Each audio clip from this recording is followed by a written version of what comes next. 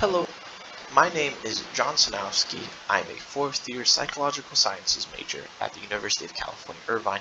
And today I'm going to be talking to you about a parent's role in depressed adolescents. So we're going to start with the issue at hand.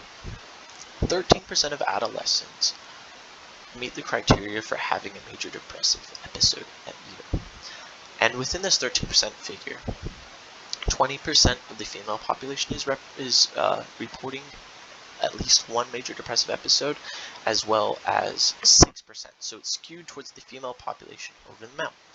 And then 70% of these people that are meeting the criteria for a major depressive episode have a severe impairment. So these people need help. 60% of these people are not receiving any form of treatment.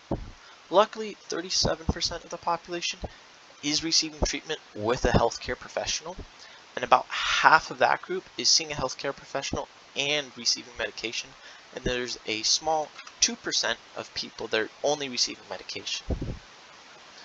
And the issue here is that an early diagnosis of depression is not associated with good outcomes. So it's very important that we address this early on. We don't let it go untreated. And talking about treatment, what does treatment look like? Well, there's two main categories: therapy combined with or without medication. And therapy, the most popular form right now, is cognitive behavioral therapy. And this focuses on building cognitive and behavioral skills to combat cognitive distortions from depression, to deal with emotional regulation due to the depression, and helping patients deal with the problems they're encountering.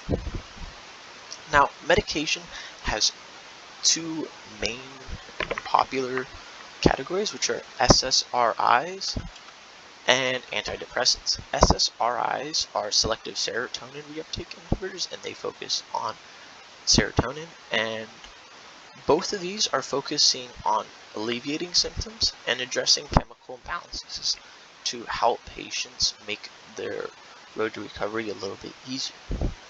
Well, what can we do, and what can you do as a parent? Well, you should be there with your child and be very attentive, because as we mentioned earlier, 70% of the adolescents reporting with a major depressive episode have a severe impairment, and then 60% aren't even receiving treatment. And so this is something that needs to be noticed, and that 13% figure is probably underrepresentative of a population.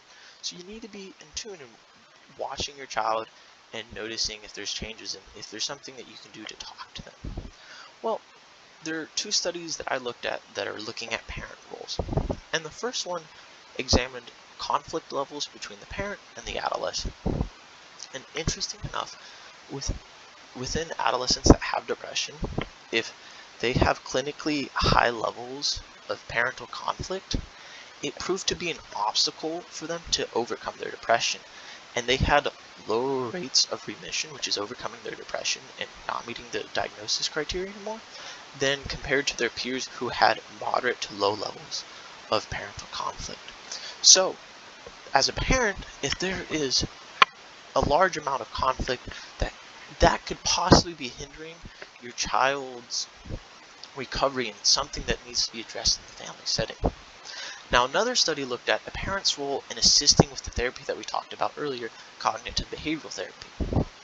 And what this looks like is the clinician treating your child, the adolescent, is meeting with the adolescent individually, is meeting with the parents individually, and there's meetings occurring with the adolescent and the parent together.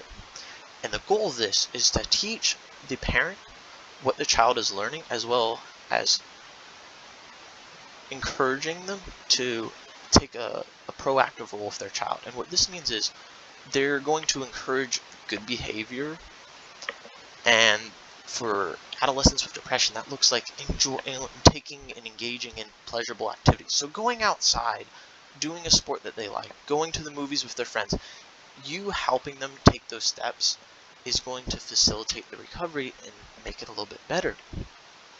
And in addition to this, you can help them practice their skills with the cognitive distortions they're facing. So if they're having certain problems, you can be aware of it by meeting with the clinician.